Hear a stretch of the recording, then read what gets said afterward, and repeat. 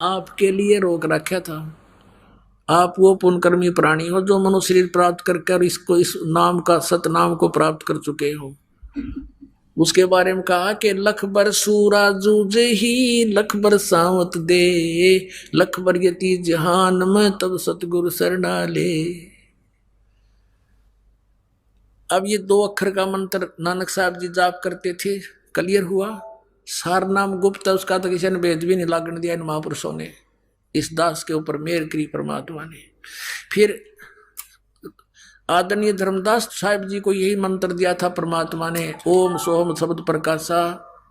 और आदरणीय घीसा दास साहिब जी ने अपनी वाणी में कहा है, ओम सोहम जप ले भाई राम नाम की यही कमाई। ये नाम है असली मंत्र, यू है राम का नाम।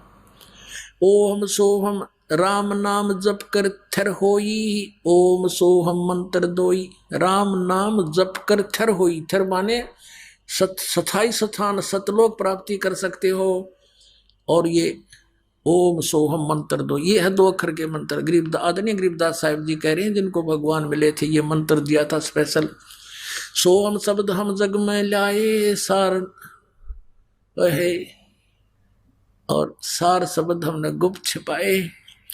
नामा छिपा ओम तारी पीछे सोहम भेद बेचारी, सार शब्द पाया जद लोई आवागमन बहुर ना होई। और ये दास के बिना कोई अधिकारी नहीं पुण्यात्मा हो, तुम्हारा सौभाग्य है। आपको ये मंत्र कितना आसानी से मिल गया, आप कितनी पुण्यकर्मी प्राणी हो। क्योंकि लाल की कीमत जौहरी जानता है, ये दास जौहरी है, तुम लाल हो।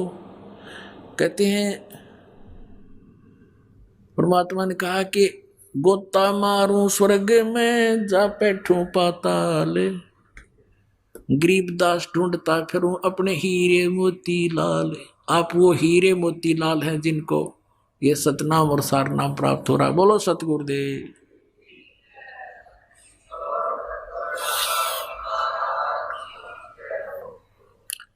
परम पिता परमात्मा पूर्ण ब्रह्म पूर्ण परमात्मा जो असंख्य ब्रह्मांड के स्वामी हैं, कुल के रचनहार हैं, हम सभी आत्माओं के वो पिता हैं, वो सत्य पुरुष हैं। वो कहाँ रहते हैं? सचखंड में रहते हैं, सतलोक में रहते हैं। वो अमर स्थान है, अविनाशी स्थान है, वो अविनाशी ही भगवान है। सतलोक के अंदर परमात्मा मनुष्य जैसे शरीर में, तेजो में शरीर में विराजमान है, नर आकार है। उनके एक रोमकूप में करोड़ सूर्य मिला दे, करोड़ चंद्रमा। उनकी रोशनी भी परमात्मा के एक रोमकूप की रोशनी से न्यून है, कम है। ऐसा तेजो में शरीर उस परमेश्वर का है। वहां पर ऐसी ही सृष्टि है जैसी यहां आप देख रहे हो, लेकिन वहां अकाल नहीं गिरता, वहां कोई काल नहीं गिरता, यानी सूखा नहीं होता, फ्लड नहीं आती। वहां का जो वातावरण है वो एक जैसा सुहाना रहता है। वहां बने शरीर ये 5 तत्वों के नहीं है, नाड़ियों का तंत्र उसमें नहीं है, वो एक तत्व से बने हुए होते हैं। उसमें वृद्ध अवस्था नहीं होती, वहां कोई रोग नहीं है, राग द्वेष नहीं है, क्योंकि वहां सभी को समांतर सुविधाएं प्राप्त हैं। कोई ऊंच नीच नहीं है एक मालिक को छोड़ के। हम पहले वहीं रहा करते थे। यहाँ कोई चींटी है, मच्छर है, जीवाणु है,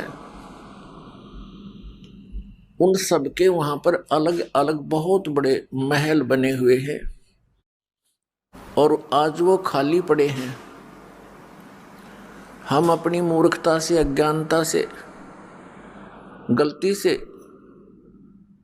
उस सुख को त्याग कर इस काल भगवान के साथ यहां आ गए। इसने यहां हमारा बहुत दुरुपयोग कर रखा है। ये हमारे साथ बहुत दुर्व्यवहार कर रहा है।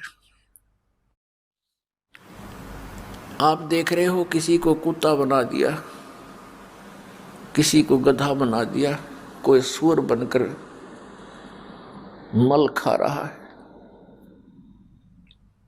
यदि मानव शरीर है तो उसको इतनी टेंशन पैदा कर रखी है कि आजीवन वो टेंशन में ही मर जाता है। और काम कितना है, 2 रोटी का रोला है। इस शरीर को जीवित रखने के लिए क्यों इतना यूं कच्चा शरीर मिल गया। इसमें दिन में 2-3 बार नहीं कुछ डाल लेंगे तो यूं काम करे नहीं। इसी को जीवित रखने के लिए खेतों में मजदूरी या कहीं और बिजनेस करना पड़ता है। और इसी को सुरक्षित रखने के लिए कपड़ों की आवश्यकता है। इसी शरीर को सुरक्षित रखने के लिए महल मकान बनाते हैं। अब ये अनिवार्य भी है कि जो इस शरीर के लिए आवश्यक है, इससे एक्स्ट्रा जो हम करते हैं वो हमारी नालायकी है। बड़ी बड़ी कोठियां बनाते हैं, एक में भी संतुष्टि नहीं है, 2 बनाते हैं, 3 बनाते हैं, और बनाते ही बनाते मर जाते हैं। और फिर भटकते फिरते हैं कुत्ते और गधे सुअर बनकर। ये हमें ऐसे मूर्ख बनाए हुए हैं। जो मूल कार्य इस जीवन का है उससे वंचित रखता है। यदि किसी की प्रेरणा भी बनती है कि मैं भक्ति करूं, क्योंकि आत्मा परमात्मा के बिना रह नहीं सकती। वो भिन्न बात है कि जो नास्तिक हो चुके हैं उनके अंदर वो प्रेरणा दब चुकी है। नाश नहीं हुआ है, वो दब चुकी है, क्योंकि वो ऐसे माहौल में रहते हैं, ऐसे वातावरण में रहते हैं, वहां के सभी लोग उसी विचारों के होते हैं, तो उनकी वो भावना और दबती ही चली जाती है। यदि वे व्यक्ति भी सत्संग के अंदर आएंगे तो उनके अंदर दबी हुई वो भावना, परमात्मा पाने की प्रेरणा फिर से अंकुरित हो जाएगी। यदि कोई साधना करने की चेष्टा कर रहा है तो ये काल भगवान उसको शास्त्र विधि त्याग कर मनमाने आचरण पर दृढ़ किए हुए है। और इतना दृढ़ कर दिया कि अब यदि सच्चाई बताने की चेष्टा की जाती है तो हाहाकार मच जाता है। पहले परमात्मा ने स्वयं आकर के, परमेश्वर कबीर देव जी ने, कबीर साहब, काशी वाले धाणक ने, जुलाहे ने, वो पूर्ण परमात्मा है, सारी सृष्टि का रचनहार है। उस परमेश्वर ने आकर के हमें ये ज्ञान देना चाहा था कि बच्चों, तुम काल के जाल में फंसे हुए हो, तुम्हें मूर्ख बना रखा है इस काल ने। आज तुम अपनी कोठी और बेटी, पुत्र और संपत्ति को अपना मानते हो, एक क्षण में आपकी मृत्यु हो जाती है। ये आपके हैं। परमात्मा ने कहा ये झूठा संसार आ रे, इनमें कोई नहीं तुम्हारा रे। ये बातें हमें अच्छी नहीं लगती, क्योंकि हम अज्ञान से परिपूर्ण हैं कि ये कैसे कह रहे हैं कि यहाँ हमारा कोई नहीं है। ऐसे कह रहे हैं परमात्मा कि आज तुम सब कुछ को अपना मान रहे हो, आज ही आपकी मृत्यु हो जाती है, जो होनी ही है, कभी ना कभी तो होनी ही है, तो आपका कहाँ ये। तो इस तरह की ये सच्चाई है और जिसकी हमें जानने की आवश्यकता है, ये बहुत खटकती है। फिर दूसरा ये कहा जाता है कि जो पूजाएं आप कर रहे हो ये पूजाएं ठीक नहीं, ये किसी काम की नहीं है, क्योंकि ये शास्त्रों में प्रमाणित नहीं है, सदग्रंथों में वर्णित नहीं है। उन महापुरुषों ने जिन्होंने परमात्मा पाया है, उन्होंने ये मंत्र जाप नहीं किए जो तुम कर रहे हो, उन्होंने ये साधनाएं नहीं की जो आप जी कर रहे हो, इसलिए आपकी साधना व्यर्थ है। तो इससे एकदम हलचल मच जाती है। और विशेषकर वो गुरु लोग जो उनको अज्ञानी बनाए बैठे हैं, श्रद्धालुओं को, उनको ज्यादा चिंता लग जाती है। और उनको ये चिंता बन जाती है कि कहीं ये सभी तुम्हारे शिष्य यहां से भाग ना जाएं। उन गुरुओं का सहयोग वो देते हैं जो उनके द्वारा बनाए गए लिटरेचर को बेचकर रोजी रोटी चला रहे हैं, या उनसे प्राप्त दान का दुरुपयोग करके मौज मस्ती मार रहे हैं। वो फिर उन भोली आत्माओं को, उस गुरु के शिष्यों को भ्रमित करते हैं। जैसे पहले भ्रमित करके कबीर परमेश्वर के पीछे लगा दिए, अपने ही बच्चे अपने ही पिता के साथ विरोधी बनकर खड़े हो गए। हम कितने भोले और अज्ञानी हैं, हम परमात्मा को ना पहचान कर उसके शत्रु बना दिए। और अब इस दास को सेवा दी भगवान ने, कबीर भगवान ने, ये सच्ची बात कहने की। और ये दास उसी दिन से, सन 1994 से जिस दिन से आदेश हुआ है उपदेश देने का, उसी दिन से आज तक 18वां वर्ष चल चुका है। ये दास ऐसे ही बोल रहा है, ये सच्चाई आपके समक्ष लाना चाह रहा है। इसी के कारण ये क्रोथा कांड कराया इन अज्ञानी दुष्ट लोगों ने, राजा और प्रजा को भ्रमित करके बेहुदी अफवाहें फैलाकर। लेकिन हमारे साथ परमात्मा है, उन्हीं का आदेश है कि उसके बच्चों तक ये दास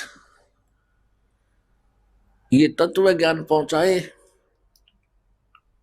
जिसके आगे इस काल ने ये नकली गुरु बाड़ बना रखे, ये बाधक खड़े कर रखे। अब ये तूफान है, तत्व ज्ञान ये तोब का गोला है, इसके सामने ये अज्ञानी अब रुक नहीं पाएंगे।